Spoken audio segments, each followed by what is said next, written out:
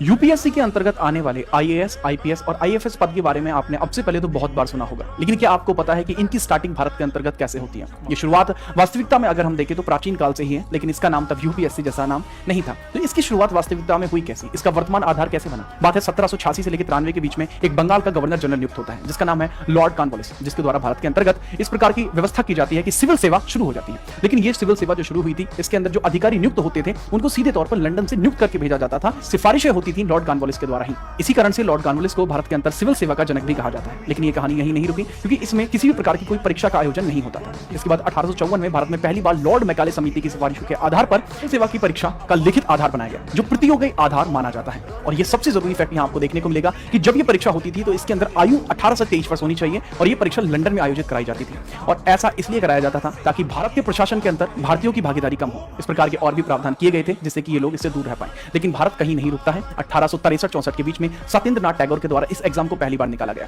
इसके बाद 1854 से लेकर 1919 तक लोगों के द्वारा डिमांडें करी जाती रही कि किसी प्रकार से इस परीक्षा का आयोजन भारत के अंतर्गत किया जाए, लेकिन इन डिमांडों के ऊपर किसी भी प्रकार की कोई गौर नहीं दी गई। लेकिन वर्ल्ड वॉर फर्स्ट के बाद चीजें